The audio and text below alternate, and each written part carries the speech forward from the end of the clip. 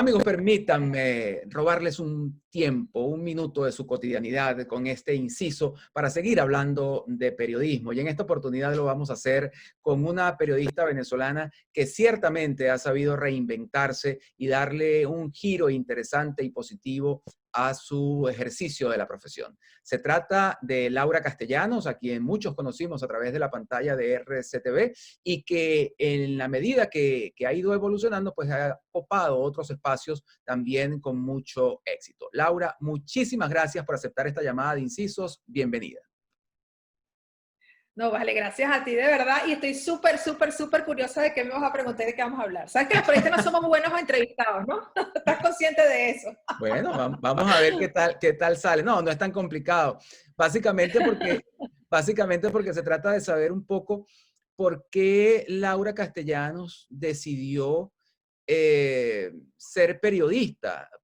Y la pregunta parece tonta, pero es que en tu casa ya, o sea, la cosa es un tema familiar. O sea, ahí en tu casa había que ser periodista, juro, y porque sí, todos tenían que ser periodistas.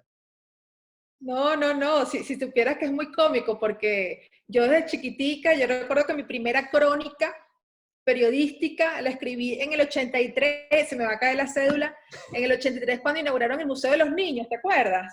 Y yo tengo todavía eso, ese reportaje lo tengo todavía, mi diario. Entrevistaste a Ay, qué Museíto. bella iniciativa, que tenía 10 años cuando eso, saquen la cuenta cuánto tengo, 46. Y fue la primera crónica que hice. Cuando llegó el momento de que iba a estudiar, eh, yo estaba muy tranquila, entré por el sistema público, yo soy hija de la Cuarta República y su educación pública, mi mamá y papá. Mi mamá era maestra, mi papá secretaria, mi papá era policía, vivíamos en Caricuao, o sea, éramos una familia muy humilde en realidad. Y bueno, nada, educación pública siempre, toda la vida, kinder, primaria, bachillerato y por supuesto la universidad iba a ser así.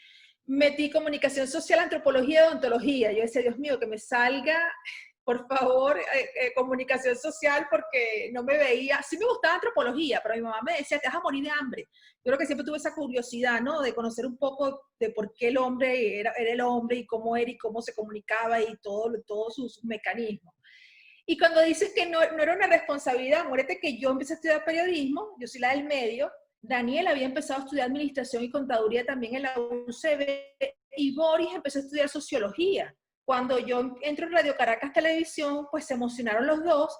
Daniel abandonó contaduría y administración en el noveno semestre y Boris estaba ¡Wow! en el tercer semestre de sociología y se pasó para comunicación también. Así que yo fui la pionera. Wow, wow, wow. Interesante. Sí. ¿Y cómo fue esa entrada a Radio Caracas Televisión? No habías terminado la carrera. O sea, si tú eres la del medio y Daniel ya estaba en noveno semestre, de alguna manera, y él no había terminado la carrera, pues tú tampoco. Entonces, ¿cómo fue tu entrada y qué pasó ahí?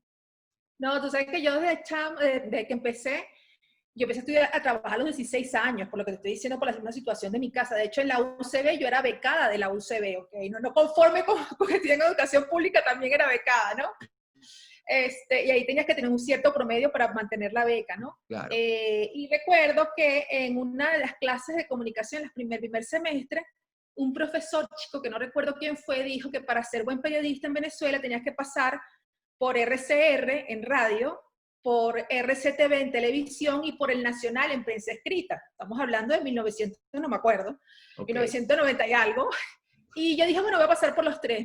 Me hice esa meta, ¿no? Pasar por los tres y gracias a Dios pude pasar por los tres. Por la primera que pasé, y la gente no lo sabe, fue por el Nacional. Ok. Resulta que Ubaldo Arrieta era uno de mis profesores y yo de osada, en el segundo semestre de la carrera creo que fue, le dije a Ubaldo, yo quiero empezar a hacer pasantías en el Nacional. Y él me dijo, pues tú estás muy chiquita. Le digo, no, pero es que quiero, o sea, ayúdame a entrar, que yo quiero entrar allí. Y bueno, como era buena estudiante, pues entré con él, estuve en una sección que se llamaba Vida Comercial, después pasé con Cristóbal Guerra, yo era deportista de toda la vida, yo fui a esta Wow. selección nacional de natación, sí, y caí justo con Cristóbal Guerra, imagínate, y con Johnny Villarroel, Néstor Bemont, Era la número 1 cubriendo natación, sabes que es 1, 2 y 3, ¿no? Era como que era tercera en baloncesto, segunda en tenis. En aquel entonces no había mujeres que le interesaba el periodismo deportivo. Me acuerdo que nada más estaba Loli, no me acuerdo el apellido de Loli, Loli Álvarez, Loli Álvarez. y estaba yo. Claro, y estaba yo. Y estuve allí hasta que me votaron, ¿no? Yo iba rotando por los departamentos del Nacional hasta que me votaban, ¿no? O sea, hasta que se acababa Y la pasé pasantía. a feriado con Kiki y Juan Barreto, también estuve allí en la revista Feriado. Mírate, tú sos par de locos, de jefes míos, bueno, esas son las cosas de la vida. Y nada, se me estaba venciendo, cuando yo estaba en deportes, ya llevaba como 1 año y pico en ese, dando vueltas, mira, me puedes aceptar, y iba dando vueltas, ¿no? Me acuerdo que me dijeron, estaba Alexis Correa y yo, no sé si te acuerdas de Alexis Correa. Claro, ¿cómo no? Estábamos las bastantes. Entonces me dijeron, de buena fuente, nunca voy a decir quién, me dijo, mira, van a contratar a Alexis, pero tú no vas. Y dije, caray, caramba, ¿qué hago? Y entonces nada, metí mis papeles en Radio Caracas Televisión, empecé me aceptaron en el 96, me acuerdo. Okay. Empecé como redactora, ¿no? De la sección de deportes, por supuesto. Allí tuve la grata experiencia de que mi ídolo de toda la vida, Alfredo, que era Rafael Vidal, en las competencias con Rafael, pues cosas del destino, terminé siendo su redactora, ¿no? Él era el que leía las noticias y yo era la redactora, la flamante redactora de deportes de Rafa. Y fue muy bonito, de verdad, ¿no? Y bueno, y por ahí empecé en Radio Caracas Televisión. Yo siempre había dicho, incluso en la universidad, cuando mandaban a hacer trabajos de televisión, yo era o la guionista o la productora, pero nunca era la que salía frente a cámara, no me gustaba. Yo pensaba que periodismo de televisión limitaba mucho, y se limitaba mucho, ¿no? Pensaba que era un periodismo muy superficial, cosa que es cierto, pero no porque la gente quiera, sino porque el inmediatez te hace, sobre todo en este país, que no puedas profundizar, como por ejemplo en el periodismo escrito. Y mira que terminé una vez haciendo un reportaje para deportes, de sección de deportes. Me acuerdo que fui a Guayana y hice mi reportaje, también hice reportajes en baloncesto, pero después sí me gustó. Y entonces empecé a hacer reportera en las noches, y empecé a hacer reporteras en las noches para ver si me daban el cargo. Me acuerdo que empezamos Luciana Ríos y yo al mismo tiempo, Javier García, Luciana y yo, empezamos más o menos al mismo tiempo. Isnardo también entró en esa época. Parece mentira, toda esa camada entramos casi todos juntos. Si no mal recuerdo la secuencia, creo que de esa camada ya estaba Belín Ortiz, ya estaba Ana Virginia, estaba Erika, entró